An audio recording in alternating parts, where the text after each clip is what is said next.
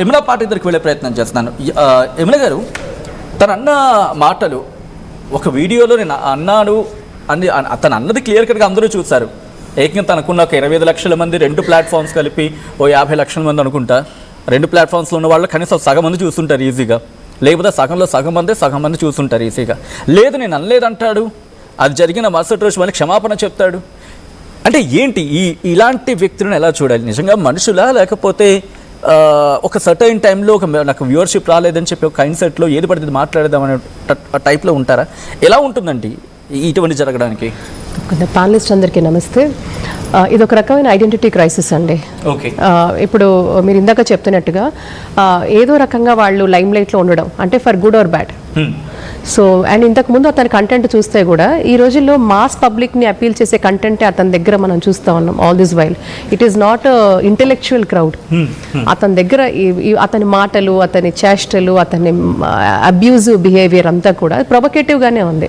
So నేనేమంటానంటే ఇటువంటి hate content లేకపోతే అతను చేస్తున్న ఈ మిసోజినిస్టిక్ రిమార్క్స్ కానివ్వండి, వీటన్నిటినీ కూడా ఇందాక మనం నిన్న కూడా డిస్కస్ చేసాం ఈ ఇష్యూ మీద.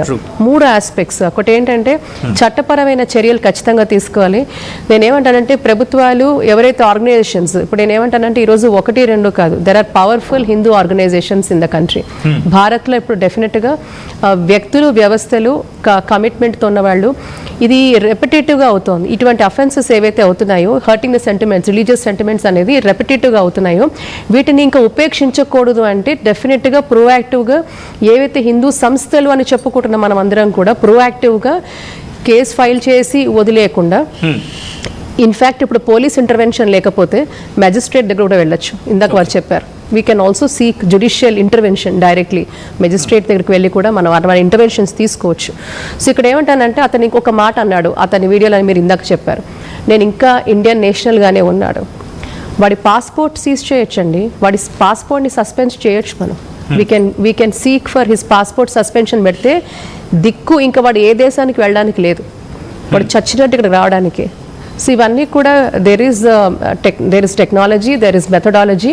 వాడిని ఇప్పుడు ఎలుకని బోన్ నుంచి లోపల నుంచి ఎట్లా రప్పించాలో there are lot of things. So కాబట్టి ఈరోజు అంత ఈజీ ఏం కాదు. అండ్ ఇలాంటి వాళ్ళని మనం తప్పకుండా వాడు కూడా హేళనగా చెప్తున్నారు. నేను అంటుంది ఏంటంటే ఎందుకు ఇటువంటి మైండ్ సెట్? ఎందుకంటే చాలా మంది కామెంట్ కూడా చేస్తున్నారు, not only Anvesh, many of the stupids are abusing other religions, you have to take action on them also. So whatever it may be, ఎందుకు రిలేషన్ సెంట్రిక్ గా ఇటువంటి మాటలు? అఫ్ కోర్స్ మీరు అన్నట్టు ఐడెంటిటీ క్రైసిస్ వచ్చినప్పుడు, celebrities పెద్ద సెలబ్రిటీస్కి identity crisis వచ్చినప్పుడు దాన్ని పాజిటివ్గా మార్చుకొని పాజిటివ్గా ఇప్పుడు లేదు సచిన్ గారు. దర్ లాట్ ఆఫ్ ఇంతకు ముందు ఒకటి పాజిటివ్ అనే ఒకటి అలాంటి ఆతృత ఉండేది. ఈ రోజులో అది కాదు. గుడ్ ఆర్ బ్యాడ్ నేను ఏదో రకంగా లైమ్ లైట్లో ఉండాలి, నేను నా గురించి మన జనాలు మాట్లాడాలి. సో ఈ థాట్ ప్రాసెస్ ఎక్కువ అయిపోయింది. సో కాబట్టి మనం ఇది క్లియర్గా వాడి విషయంలో చూస్తూ ఉన్నాం. ఆ అన్వేష్ అని ఆ వ్యక్తి వల్ల మనం చూస్తూ ఉన్నాం. ఇక్కడ ఏమంటే చట్టపరంగా ఖచ్చితంగా ఈరోజు ఇలాంటి వాళ్ళ మీద, ఎందుకంటే అతను చాలా ఛాలెంజ్ చేస్తున్నాడు కదా, నన్ను ఎవడేం చేస్తాడు అని. ఎవరు ఏం చేస్తారో అతను చూస్తాడు. సో అతనికి ఇలాంటి ఎప్పుడైతే కూడా రియాక్షన్ చాలా స్ట్రాంగ్గా వెళ్తుందో, it's a loud and clear message to everybody who's trying to tarnish. మన దేశం గురించి కావచ్చు, మన దేశానికి సంబంధించిన, మన సంస్కృతికి సంబంధించిన దేవీ దేవతలు అవమానిస్తే, లేకపోతే ఇతిహాసాలను ఇన్సల్ట్ చేస్తే ఎటువంటి రియాక్షన్ ఉంటుందనే దాని మీద ఖచ్చితంగా కూడా ఈ రోజు మాట అంటుంటే నాకు గుర్తొచ్చింది. ఇందాకలే తను ఇంకో వీడియో రిలీజ్ చేసినప్పుడు థాయిలాండ్లో ఒక్క ఘటన అంటే మానభంగాలో లేకపోతే అఘాయిత్యాలు జరిగిన ఒక్క ఘటన చూపించమని. వాడికి ఏం తెలుసు అండి థైలాండ్ లో ఏం జరుగుతుందో? Does he basically understand Thailand లో ఏం జరుగుతుంది, ఎటువంటి అబ్యూజ్ ఉమెన్ మీద జరుగుతుందో అతనికి తెలుసా? ఎగ్జాక్ట్లీ. చూడండి బిల్డింగ్లు, పెద్ద బిల్డింగ్లు చూడండి అని చెప్పి వీడియోలో చూపిస్తూ బిల్డింగ్స్ అవి. It's not about building. అసలు వాడి స్టేట్ ఆఫ్ మైండ్ సెట్ సరిగ్గా లేదు. హీస్ అ పర్వట్ అండి, హీస్ అ బిగ్ పర్వట్. వాడేదో మేధావి అనే ఒక తాపత్రయంలో వాడే సెల్ఫ్ ప్రొక్లెయిమ్డ్ ఇంటెలెక్చువల్ గా ఫీల్ అవుతున్నాడు, సెల్ఫ్ ప్రొక్లెయిమ్డ్ యాక్టివిస్ట్ గా ఫీల్ అవుతున్నాడు. సో అలాంటిది ఏం లేదు. వాడు యాక్టివిజం ఏముంది, ఏం చేశాడు? ఎంతమందిని నిజంగా చెప్పినవాడు, ఎంతమంది ఆడపిల్లలను చదివించాడా, ఉద్ధరించాడా? నిజంగా మహిళా హక్కుల కోసం లేకపోతే మహిళా సాధికార కోసం వాడు ఏమైనా ప్రయత్నించాడా? ఏదో పిచ్చ వీడియోలు చేసుకుంటూ పిచ్చిబాగుడు మాట్లాడితే యాక్టివిజం అవ్వదు. And that is not activism.